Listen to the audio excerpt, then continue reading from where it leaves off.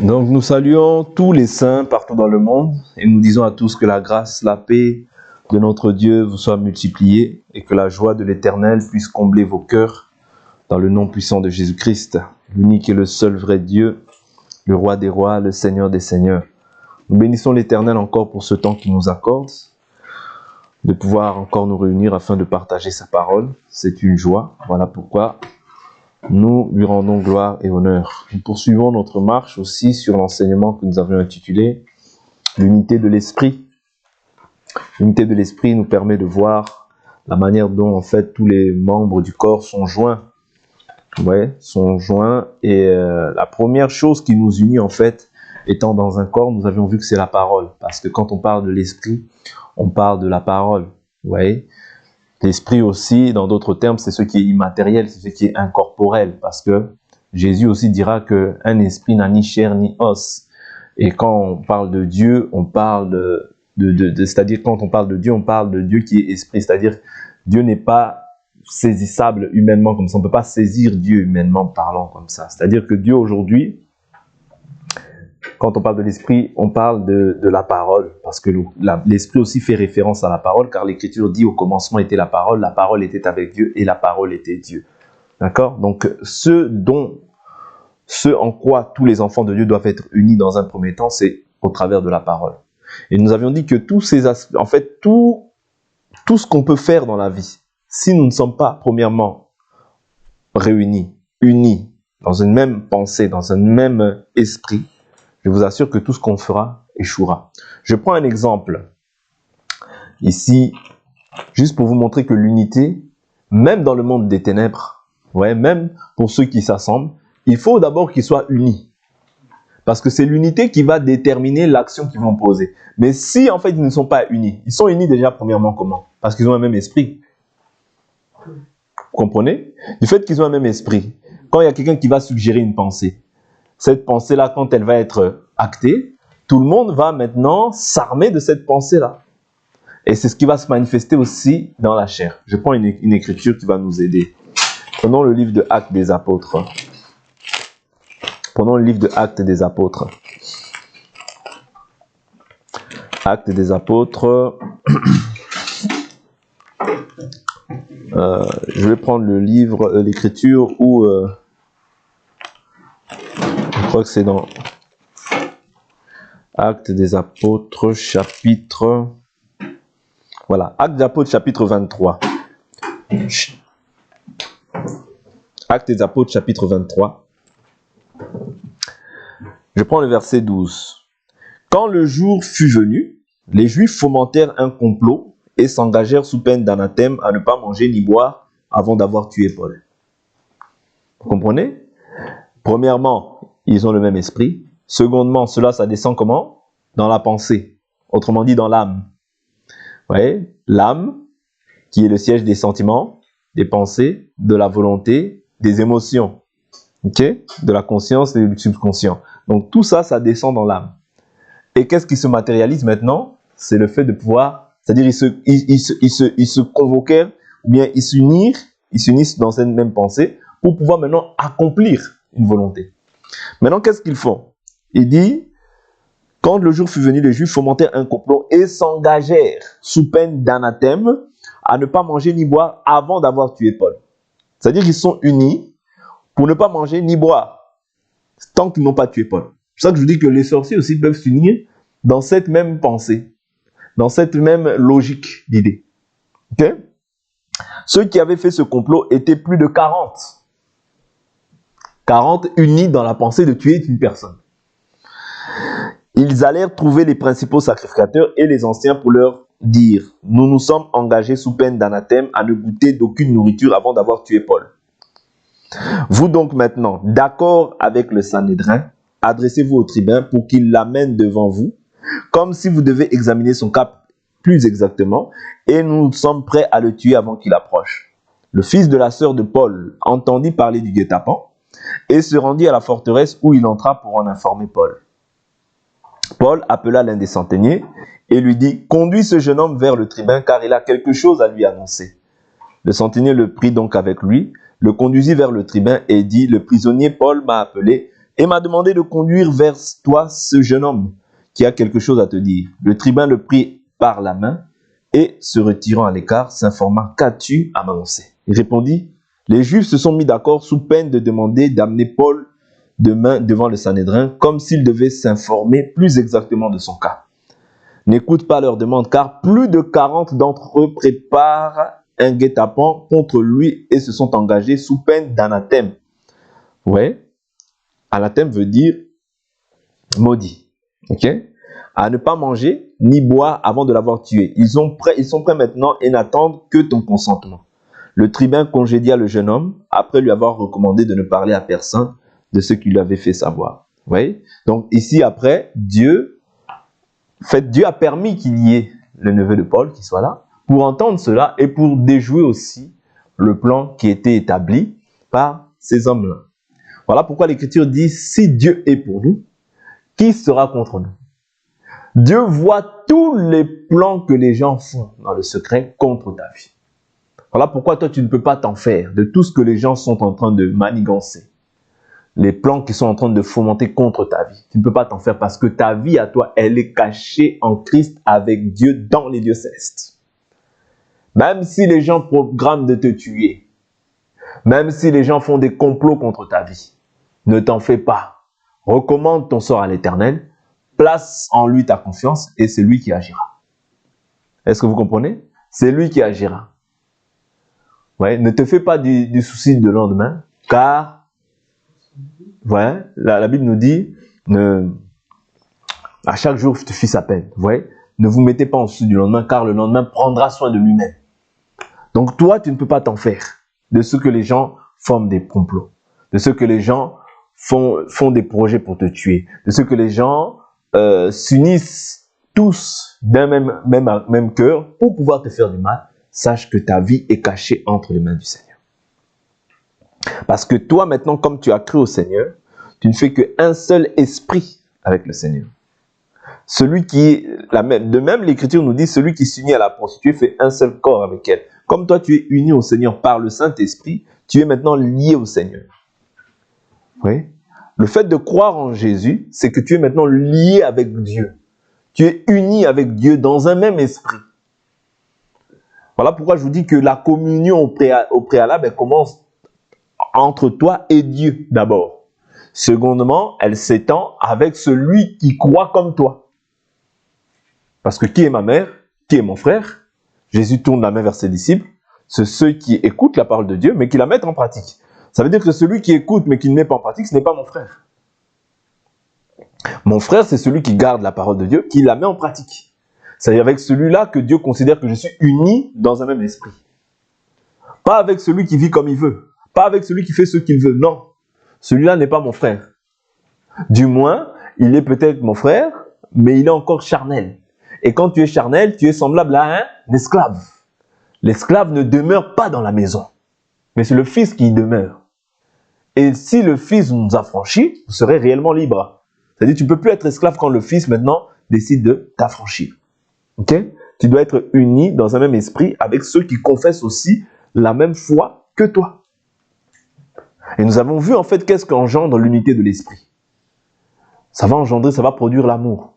Ça va produire la joie, la paix, la patience, bonté, douceur, bienveillance, fidélité, maîtrise de soi. Tout ça, c'est le fruit qu'engendre l'esprit qui est en nous. C'est-à-dire que si nous avons reçu l'esprit, quelqu'un ne peut pas dire que j'ai reçu l'esprit et qu'il n'aime pas. C'est un menteur. Si tu n'aimes pas, la première chose qu'on doit voir lorsque tu reçois Jésus, c'est qu'avec le temps, l'amour grandit en toi. Si l'amour ne grandit pas en toi, c'est qu'il y a un problème. L'amour doit grandir. C'est le premier signe qui nous démontre que toi, tu as Dieu. C'est le premier signe. Ce n'est pas les miracles, non.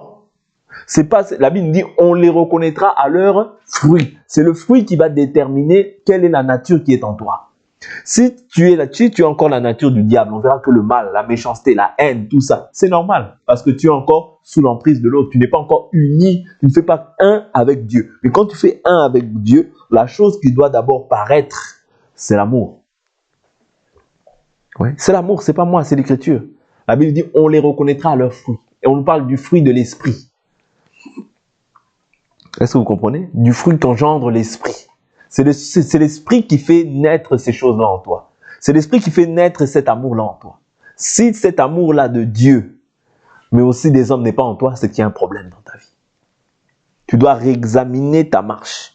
Tu dois re-rentrer en toi-même et prier le Seigneur pour ce cas-là. Et tant que tu n'as pas encore atteint ces choses-là, tu dois continuer à prier. Parce que si cette chose-là n'est pas atteinte, si cette chose-là ne se manifeste pas en toi, ben c'est difficile qu'on puisse dire que tu as Dieu.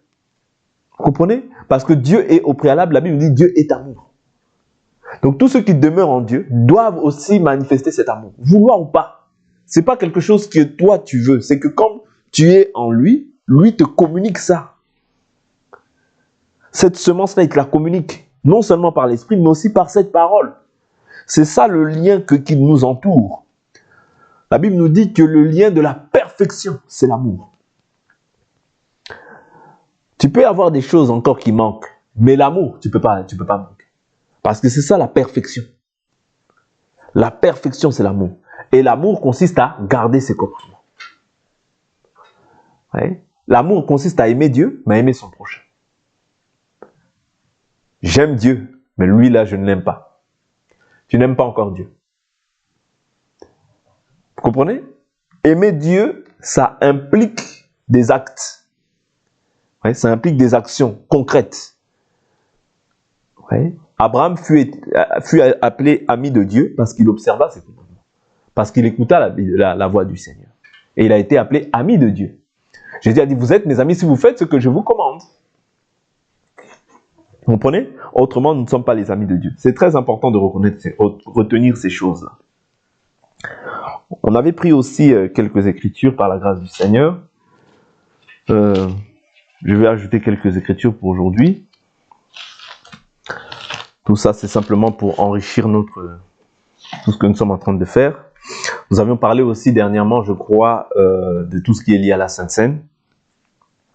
Et la Bible nous dit dans 1 Corinthiens 10, verset 14, « C'est pourquoi, mes bien-aimés, fuyez l'idolâtrie. » 1 Corinthiens 10, verset 14, « Je parle comme à des hommes intelligents, jugez-en vous-même de ce que je dis. La coupe de bénédiction que nous bénissons, n'est-elle pas la communion au sang du Christ? » Lorsque nous prenons la coupe, là on parle de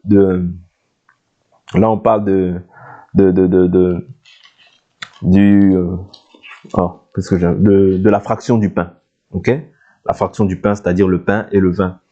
C'est-à-dire que quand on prend une coupe, la coupe en fait, au sang du Christ, c'est une communion. C'est-à-dire nous sommes unis avec Christ. Et en agissant ainsi, il dit quoi? Il dit, la coupe de bénédiction que nous bénissons, n'est-elle pas la communion au sang du Christ? Le pain que nous rompons, n'est-il pas la communion au corps du Christ? Puisqu'il y a un seul pain, nous qui sommes plusieurs, nous sommes un seul corps, car nous participons tous à un même pain. Le pain dont il est question représente le corps du Christ. Vous voyez? Qui est aussi sa parole. Là, le vin que nous buvons représente le sang du Christ. Vous voyez, qui est aussi l'alliance. Vous voyez, l'alliance. Le sang de l'alliance qui a été répandu pour beaucoup. C'est tout un symbole qu'il y a par-dessus, par là. Et par là, en fait, nous voyons en fait la vie du Seigneur. Et la vie aussi que les enfants doivent mener. Les enfants de Dieu doivent mener. Vous comprenez? C'est-à-dire que la Bible nous dit, mes paroles sont esprit et vie. Vous voyez? Mes paroles sont esprit et vie. Et en agissant ainsi, nous sommes unis au Seigneur.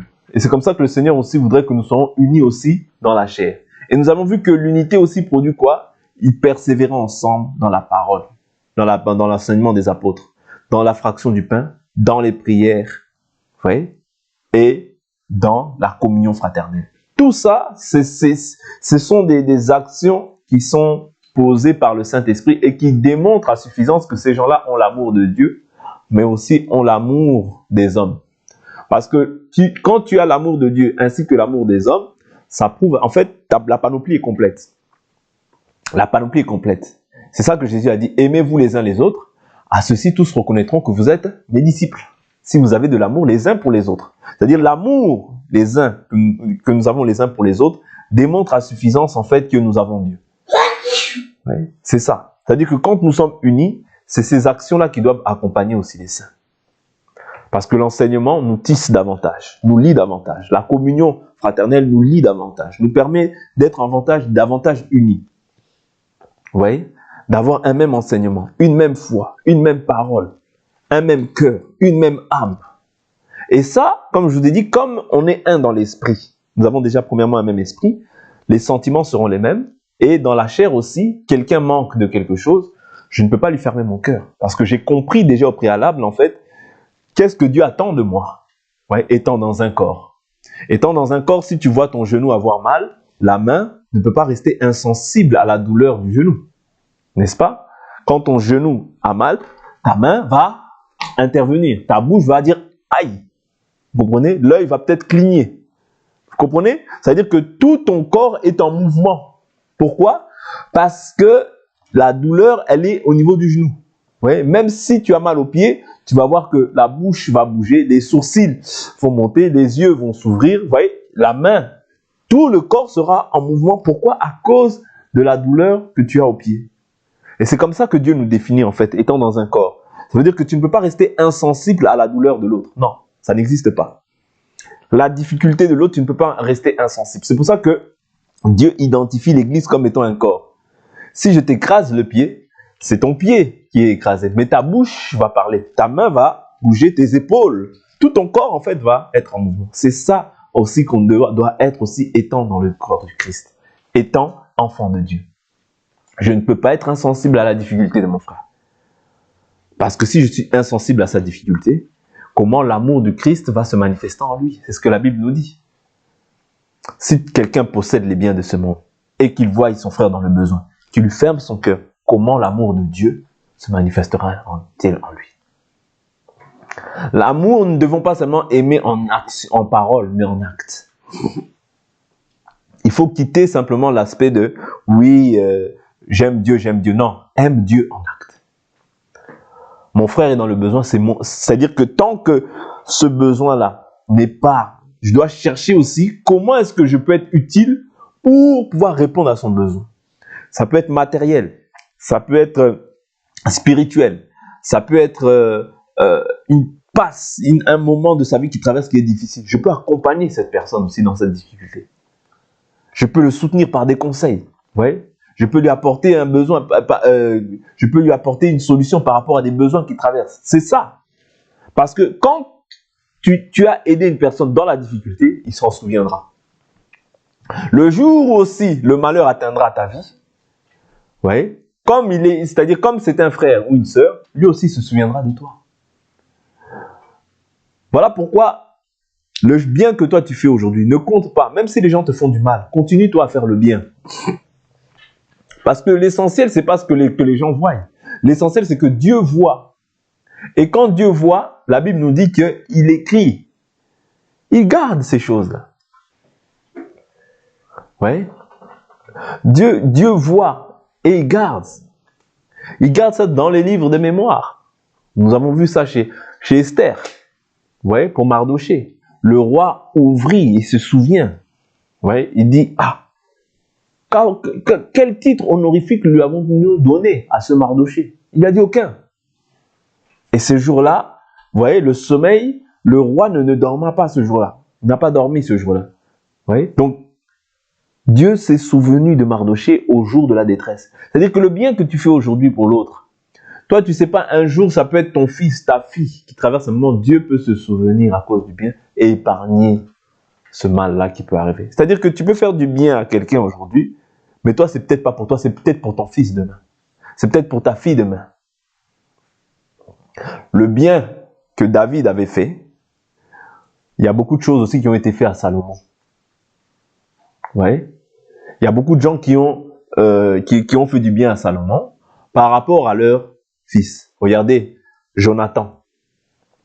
Jonathan, à cause du bien qu'il a fait à David, c'est son fils qui a hérité le bien. Méphibosheth.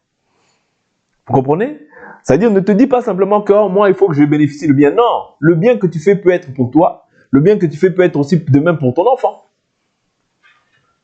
Mais toi, ne cesse pas de faire ce qui est bon. Parce que quand tu fais du bien, tu sèmes. Et la Bible nous dit que, prenons cette écriture, qui est très importante.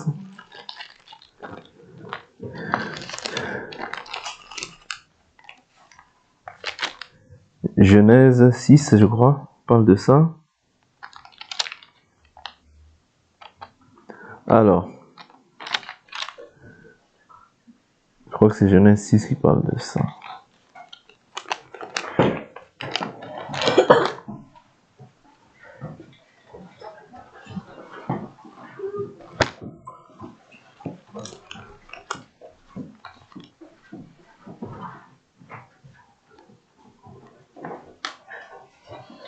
Voilà. Genèse chapitre 9. Chapitre 8, verset 22. Tant que la terre subsistera, les semailles et la moisson, le froid et la chaleur, l'été et l'hiver, le jour et la nuit ne cesseront pas.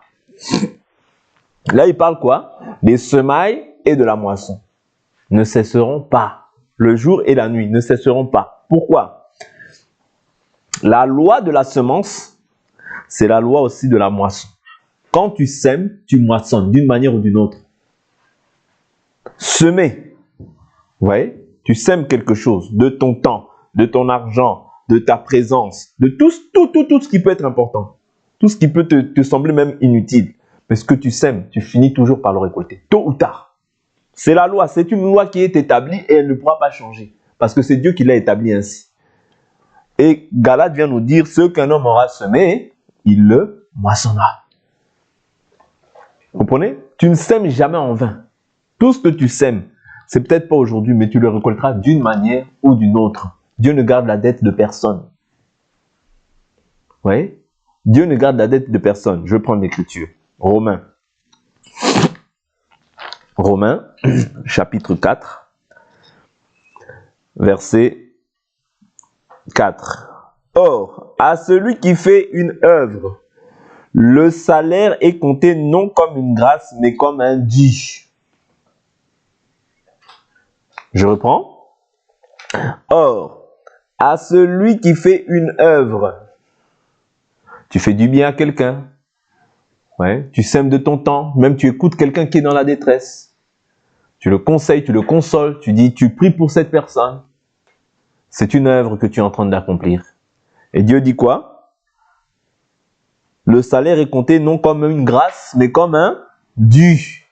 Donc c'est une dette. Est-ce que vous comprenez? C'est un dû.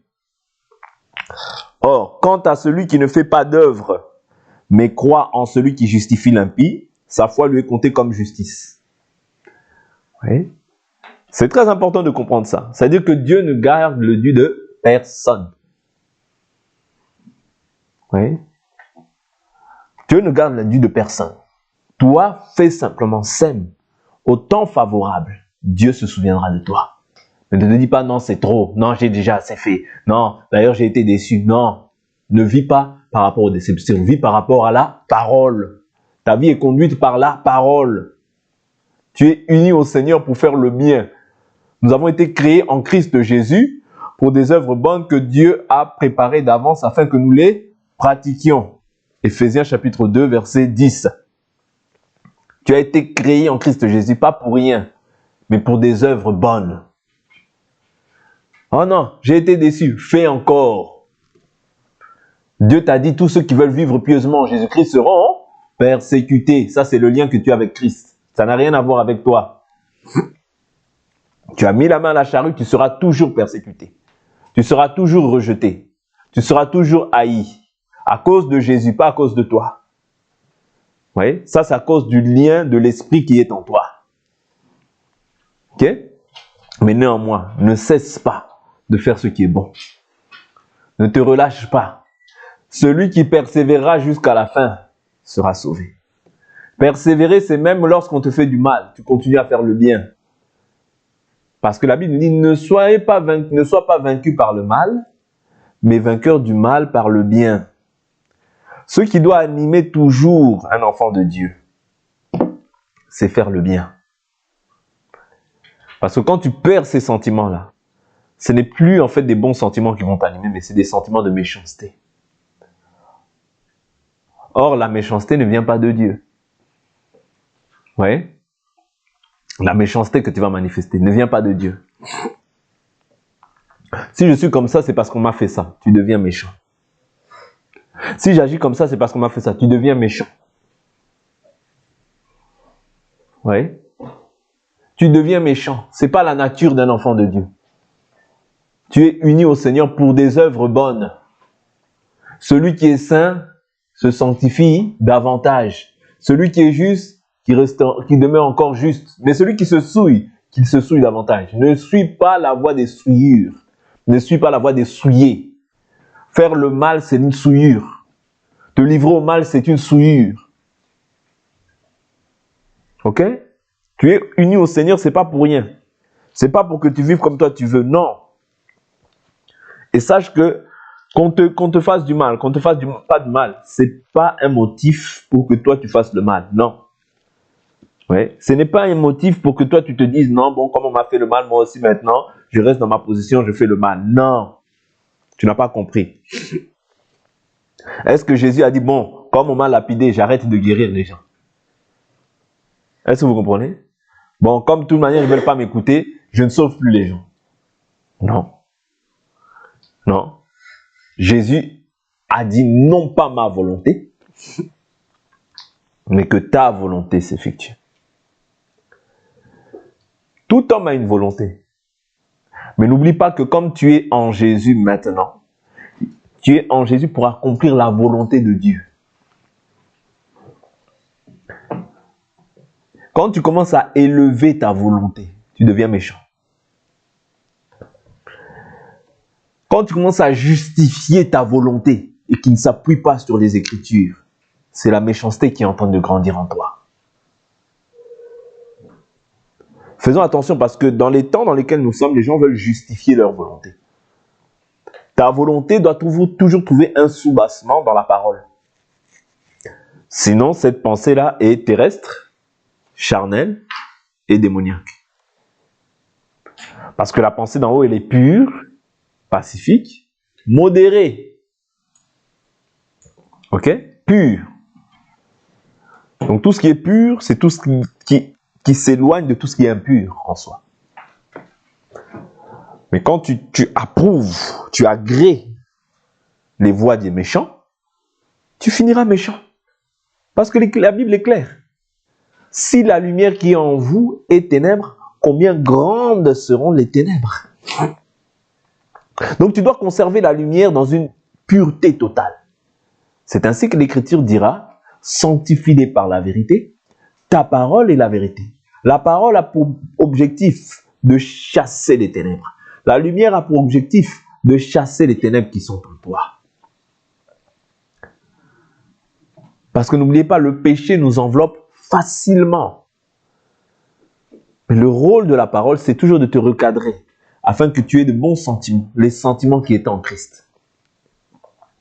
Pas que tu puisses justifier tes sentiments, ta pensée. Oh non, moi d'ailleurs. Tu n'as plus rien à voir avec le toi. Tu veux faire renaître l'homme ancien. C'est ça que Jésus est venu détruire. Mais toi, tu veux faire renaître cet homme ancien. Non. Oui. Tu n'as pas à faire renaître l'homme ancien. L'homme ancien n'a plus rien à voir avec la nature nouvelle qui est en toi. Je suis crucifié avec le Christ, ce n'est plus moi qui vis, c'est Christ qui vit en moi. Autrement dit, je suis uni avec le Seigneur d'un même esprit. L'unité de l'esprit, très important. Et je vous ai dit que l'unité de l'esprit, c'est dans tous les aspects. Pour être unis même, nous, dans cette maison, la Bible nous dit quoi? Je prends une dernière écriture, on va s'arrêter là. C'est très important ce que nous sommes en train de partager. C'est vraiment les fondements de la foi chrétienne. Je prends l'écriture dans Matthieu, chapitre 12, verset 22. Alors, on lui amena un démoniaque aveugle et muet, et il le guérit de sorte que le muet parlait et voyait. Toute la foule, hors d'elle-même, disait, n'est-ce pas le fils de David? Les pharisiens l'ayant appris dirent, cet homme ne chasse les démons que par Belzébul, prince des démons. Comme Jésus connaissait leurs pensées, il leur dit, tout royaume divisé contre lui-même est dévasté, et toute ville ou maison divisée contre elle-même ne peut subsister. Il dit quoi? Il dit tout royaume. Secondement, il dit toute ville ou maison divisée contre elle-même ne peut subsister. Vous comprenez? Royaume, ville, maison. Ok? Même les royaumes que nous voyons ici, s'ils sont divisés entre eux-mêmes, ça ne va pas subsister dans le temps. C'est-à-dire la première chose, quand il y a des royaumes, ils cherchent à quoi d'abord? À s'unir. Dans une ville, mêmement. Dans une maison aussi, mêmement. C'est-à-dire que si chacun a sa pensée, on est divisé entre nous-mêmes. Lui il croit en Jésus, lui il croit. Si on ramène simplement un autre Dieu, on ramène un autre évangile, on ramène une autre manière de penser, c'est fini, on est divisé. C'est fini. Et le diable, ayant compris ces choses-là, c'est ça qu'il cherche à faire aujourd'hui dans l'évangile. Voilà pourquoi l'Écriture nous dit quoi? L'Écriture nous dit quoi? Plusieurs se sont déguisés en apôtres de Christ. L'ange de lumière, il n'est pas étonnant, l'Écriture nous dit qu'il n'est pas étonnant que ses serviteurs aussi se déguisent en anges de lumière. Ce sont des faux apôtres, des faux Christ, des faux prophètes. C'est-à-dire qu'eux, ils ramènent en fait un faux évangile. Pourquoi? Pour pouvoir en fait diviser. Et lorsqu'ils divisent, c'est là qu'ils cherchent maintenant à régner. Or, quand on divise, c'est fini. On n'est plus unis. La maison est détruite. C'est ça que nous devons, c'est à ça que nous devons prendre garde. À ce qu'il n'y ait personne qui croit différemment. Veillez pour que nous tous, nous soyons dans la même unité de pensée. Ouais. Que nous conservions en fait l'esprit de la vérité, la parole, dans la pureté. Ouais. Qu'il n'y ait pas un autre évangile qui s'infiltre, qui s'introduise au milieu de nous. Que quelqu'un ramène une autre doctrine, parce qu'une autre doctrine, ça y est, c'est l'égarement. Une autre doctrine, c'est un faux évangile, c'est l'éloignement. Et dans l'ère chrétienne, c'est contre ces choses-là que les apôtres ont lutté. Contre les doctrines étrangères qui se sont élevées. La doctrine de Jézabel, la doctrine des Nicolaïtes. Vous voyez? Toutes les doctrines que le Seigneur reprochait en fait à l'Église. Il dit, tu as le renom d'être vivant, mais tu es mort. Vous voyez? Il dit, ce que j'ai contre toi, ce que j'ai contre toi, ce que j'ai contre toi, c'est que tu as abandonné ton premier amour. Ce que j'ai contre toi, c'est que tu laisses la femme Jézabel enseigner et séduire mes serviteurs. Ce que j'ai contre toi, vous voyez? Mais il dit, repens-toi, de peur que je vienne ôter le chandelier. Le chandelier, c'est la présence de Dieu. Quand tu peux prêcher, mais si tu n'as plus la présence de Dieu, c'est fini. En fait, c'est l'homme qui va prêcher, et puis après, on va voir la manifestation en fait de la chair, parce que Dieu n'est plus là. Quand Dieu n'est plus là, ça devient maintenant une caverne de démons. Vous voyez, c'est les démons qui vont agir. Dieu n'est plus là. Voilà pourquoi il est très important de conserver la présence de Dieu, parce que si Dieu n'est plus là, je vous assure, il reste même une minute, c'est beaucoup pour que le diable nous détruise ici. Une minute, c'est beaucoup pour que le diable nous détruise. Quand le Seigneur a dit, touche à tout ce qui appartient à Job, mais ne touche pas à son âme. Est-ce que vous croyez qu'il a fallu de beaucoup de jours? Non. Le diable s'est régalé directement, il a détruit. Vous comprenez? C'est-à-dire que si nous demeurons dans la parole, c'est parce que la présence de Dieu est là. Si nous sommes en Christ, c'est parce que Dieu est en nous. Ce n'est pas parce que nous sommes forts ou que nous sommes extra. Voilà pourquoi nous devons nous efforcer à conserver jalousement la parole de Dieu. Parce que c'est ça qui va nous unir dans l'âme, dans la chair. Si on n'est plus unis selon la parole, on va maintenant ramener les philosophies des hommes. Les dictionnaires disent, Larousse dit, Larousse ceci, cela. On va ramener les philosophies humaines qui ne peuvent en rien édifier la foi des enfants de Dieu. Voilà pourquoi la première chose, c'est d'être unis dans l'esprit, d'être unis dans la même parole. Si nous n'avons pas la même parole, je vous assure que c'est déjà un chaos. Parce que Dieu ne sera plus là. Et si Dieu n'est plus là, je vous dis, c'est une caverne de démons. C'est les démons qui règnent. C'est là où tu vas voir qu'il y a quand on voit par exemple certaines églises où il y a du n'importe quoi. Vous voyez? Les gens commencent à célébrer des fêtes. Le chandelier est déjà ôté. Vous voyez? Le chandelier, Dieu a déjà ôté sa gloire. La gloire n'est plus là. Ça veut dire maintenant, c'est les pensées des hommes. Les anniversaires qui vont se célébrer là. Les gens qui sont là à faire des mariages. Voilà, toutes sortes de choses, d'abominations qu'on voit en fait. Je ne parle pas du mariage normal. Hein. Mais les gens qui sont en train de faire des choses qui ne sont pas à la gloire de Dieu au sein d'un endroit qu'on a dit église. Vous voyez? l'abomination de la désolation. Vous voyez, tout ce qu'on peut voir de mauvais va maintenant se manifester au milieu de nous. Pourquoi? Parce que quand la gloire de Dieu n'est plus là, ça veut dire que maintenant vous êtes unis, vous vous assemblez simplement à la manière des hommes. Vous vous réunissez seulement à la manière des hommes, mais Dieu n'est plus là. Dieu n'est plus là, ça devient simplement un groupement d'hommes simplement. Vous parlez de Dieu, mais Dieu n'est plus là. Et ça, c'est la chose la plus dangereuse. Quand Dieu retire sa gloire, c'est très dangereux. Voilà pourquoi nous devons rester dans la doctrine pure pour pouvoir un jour hériter du royaume. Je finis cette écriture et je m'arrête là. Il dit, si Satan, verset 26, chasse Satan, il est divisé contre lui-même. Comment donc son royaume subsistera-t-il? Et si moi je chasse les démons par Belzébul, vos fils par qui les chassent-ils? C'est pourquoi ils seront eux-mêmes vos juges. Mais si c'est par l'Esprit de Dieu que moi je chasse les démons, le royaume de Dieu est donc parvenu jusqu'à vous. Donc le royaume, il y a deux royaumes. Il parle d'un royaume, mais il parle du royaume de Dieu. C'est-à-dire le royaume de Dieu vient pour chasser en fait les démons. Ouais, autrement dit, les ténèbres. Ok? Ou comment quelqu'un peut-il entrer dans la maison d'un homme fort et piller ses biens sans avoir auparavant lié cet homme fort? Alors seulement il pillera sa maison. Celui qui n'est pas avec moi est contre moi. Celui qui n'assemble pas avec moi disperse. C'est ça l'enseignement de Jésus. L'unité permet la suite. Sans l'unité, tout ce qu'on fait, c'est simplement les choses des hommes. C'est simplement les distractions. C'est simplement les philosophies qui vont régner. Voilà pourquoi être uni dans l'esprit, c'est être uni dans la parole. Et la parole que nous lisons va permettre que nous ayons les mêmes sentiments, les mêmes pensées, un même cœur, une même âme. Vous voyez? Et c'est comme ça que tu peux voir l'Église prier d'un même cœur, d'une même voix pour une personne et il y a exaucement. Parce que la Bible dit que si deux d'entre vous s'accordent pour demander quelque chose, cela leur sera donné.